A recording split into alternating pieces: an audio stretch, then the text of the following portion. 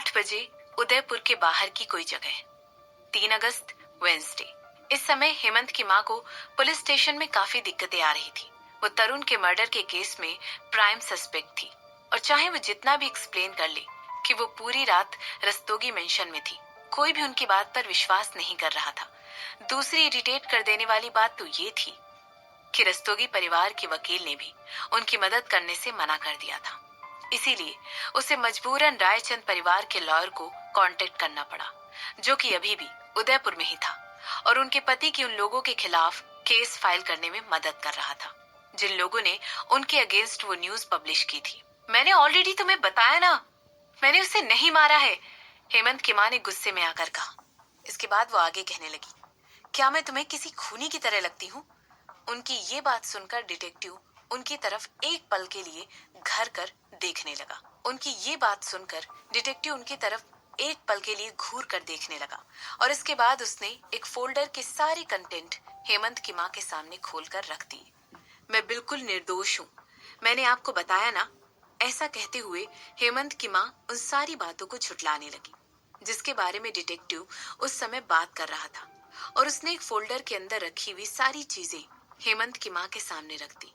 उस फोल्डर के अंदर कुछ फोटोग्राफ थी जिसका कलेक्शन उस डिटेक्टिव ने उनके सामने खोलकर रख दिया। हालांकि जैसे ही हेमंत की माँ ने उन फोटोग्राफ्स की तरफ देखा, उनका दिमाग पूरी तरह ब्लैंक हो गया और वो पूरी आंखें खोलकर और फोटोग्राफ्स की तरफ देखने लगी।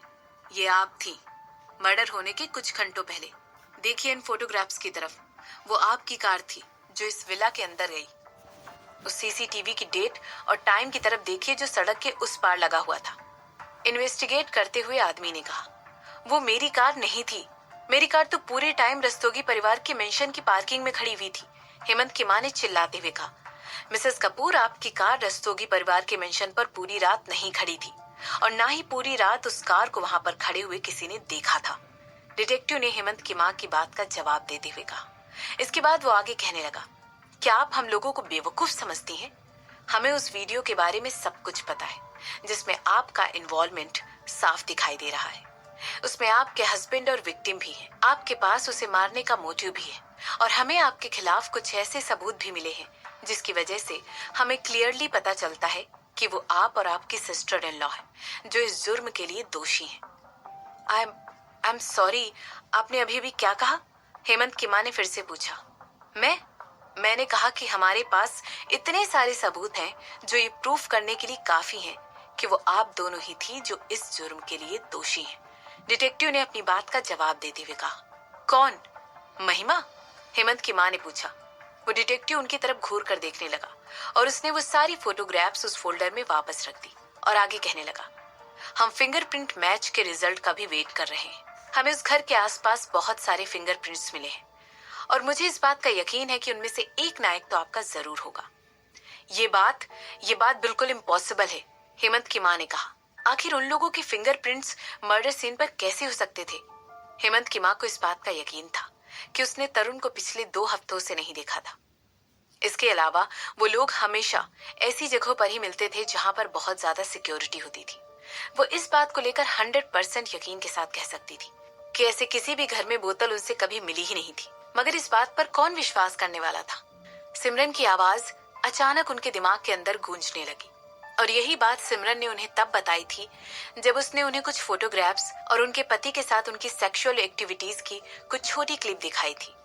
इस पॉइंट पर हेमंत की माँ को ऑलरेडी यकीन हो गया था कि ये सिमरन की ही गंदी चालों में से एक थी। हेमंत की माँ को इस बात का यकीन था कि सिमरन जरूर अपनी माँ की मौत के बारे में सुनकर उसका सच जानकर बौखला उठेगी, लेकिन उसने ये बात कभी नहीं सोची थी कि सिमरन उन्हें तरुण की मौत के लिए फ्रेम करने की हिम्मत करेगी। फिर भी हेमंत की माँ ने सोचा कि इस केस के अगेंस्ट और उनकी सिस्टर इन लॉ के अगेंस्ट पुलिस को इतने सारे सबूत नहीं मिलेंगे जिससे ये बात प्रूव हो सके कि तरुण के मौत के जिम्मेदार वो दोनों ही हैं। इसके बाद हेमंत की माँ देखने लगी कि वो डिटेक्टिव वहां से बिना एक शब्द बोले ऐसे ही चला गया था। अब क्योंकि उनकी सिस्टर इन लॉ महिमा भी वहां थी तो रस्तोगी परिवार को ऑलरेडी इस सारे मामले के बारे में पता चल गया होगा। हालांकि उनके फादर ने ऑलरेडी ये बात कह दी थी कि वो अब रस्तोगी परिवार की मेंबर नहीं थी और उनका रस्तोगी परिवार से कोई वास्ता नहीं था, लेकिन हेमंत की माँ को इस बात का यकीन था कि उनके पास इतना बड़ा दिल नहीं होगा कि वो ऐसी जगह पर उन्हें अकेले ही छोड़कर चले जाएं और उन्हें मुसीबत में पड़ते हुए देखें। अगर रस्तोगी परिवार महिमा की बेल करवाने के लिए, उसे छुड़वाने के लिए वहां आ सकता था, तो उन्हें यकीन था कि उनके पिता भी वहां पर आकर उनकी बेल करवा कर जाएंगे और उन्हें इस जेल से जल्द ही छुटकारा मिल जाएगा। एक और घंटा बीत गया और अब हेमंत की माँ इम्पेशेंट हो रही थी। हेमंत की माँ वहां से उस जगह को छोड़कर जल्द से जल्द जाना चाहती थी। हालांकि जिस घर के बारे में उनके पति ने कहा था कि वो वहां पर आकर उनकी मदद करने वाला है, वो अभी तक वहां पर नहीं पहुंचा था। हे, मुझे थोड़ा सा पानी दो, हेमंत की माँ ने चिल्लाते हुए कहा। इस समय उनके सामने एक बड़ा सा शीशा लगा हुआ था। उन्हें इस बात का यकीन था कि कोई ना कोई उनके पीछे खड़ा होकर उन्हें इस वक्त देख रहा था। इसके अलावा वो फिंगरप्रिंट के चेक होने के रिजल्ट के बारे में भी पूछना चाहती थी। जैसे ही वो ये बात सुन लेंगे कि वो उनका फिंगरप्रिंट नहीं है, वो तुरंत उन लोगों से कहकर उन्हें जाने के लिए कहेंगी और लोगों से कहकर खुद को छुड़वा लेंगी, क्योंकि फिर तो उनके खिलाफ कोई भी केस दर्ज नहीं होता। कुछ मिनटों के बाद दरवाजा खुलता है। हालांकि जो इंसान उससे पहले बात कर चुका था, वही डिटेक्टिव वहां पर वापस आ गया था। ऑलरेडी बहुत देर हो चुकी है। मेरी लॉयर कहाँ है? हेमंत की माँ ने पूछा। मिसेस रायचंद, डिटेक्टिव ने कहना शुरू किया। इसके बाद वो आगे कहने लगा, मैं बिल्कुल सही था। आपका फिंगरप्रिंट उन्हीं फिंगरप्रिंट में से एक से मैच हो गया है, जो कि हमें तरुण की जगह से मिले थे। हम कल सुबह ही आपके खिलाफ एक केस दर्ज करेंगे। अभी के लिए आप और मिसेस महिमा आज पूरी रात जेल में ही बिताएंगी। क्या क्या कहा आपने? हेमंत की माँ ने तुरंत पूछा। वो इस बात को क्लेरिफाई करना चाहती थी कि क्या उन्होंने डिटेक्टिव की कही हुई बात को सही तरीके से सुना था। उनके फिंगरप्रिंट्स मिले थे? ये बात कैसे पॉसिबल थी? मैं अपनी बात को आपके लिए रिपीट नहीं करूंगा। अपने जुर्म से मुकरना बंद कीजिए।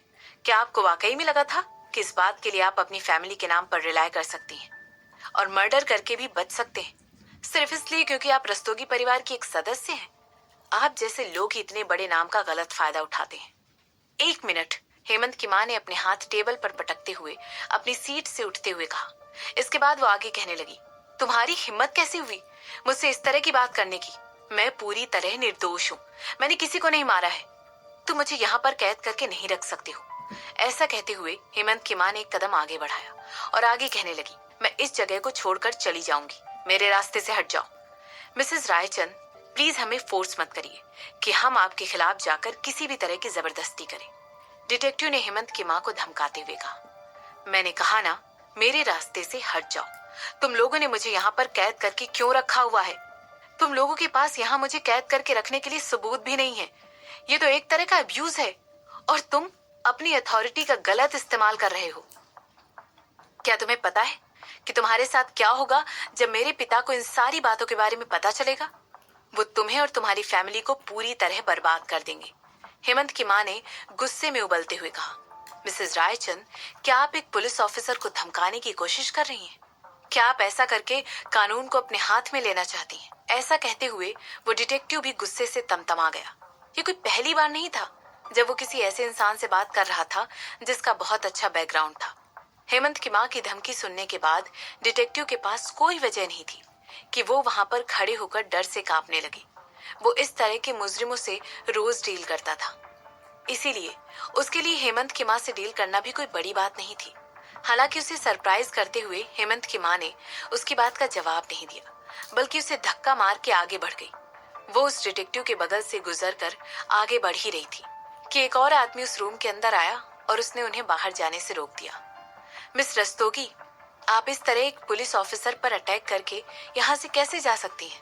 सिमरन की आवाज इस समय उस रूम के अंदर आते हुए पूरे आनंद से भरी हुई थी। एक खूबसूरत सी स्माइल धीरे से उसके चेहरे को जगमगाते हुए देखने लगी और वो सीधे जाकर हेमंत की माँ के सामने खड़ी हो गई और कहने लगी, क्या आपको ये बात पता नहीं है कि किसी को भी एक पुलिस स्टेशन के अंदर अटैक करना सिर्फ और सिर्फ आपके जेल की सजा को बढ़ाने का काम करेगा?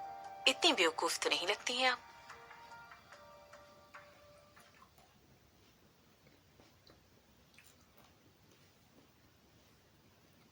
अपने दुखते हुए गालों को पकड़ा और धीरे से टेबल की तरफ चलकर जाने लगी। तो क्या हुआ अगर मैंने आपको थप्पड़ मारा तो? क्या आप इसके बारे में कुछ कर सकती हैं? सिमरन ने अपना हैंडबैग टेबल के ऊपर रखते हुए हेमंत की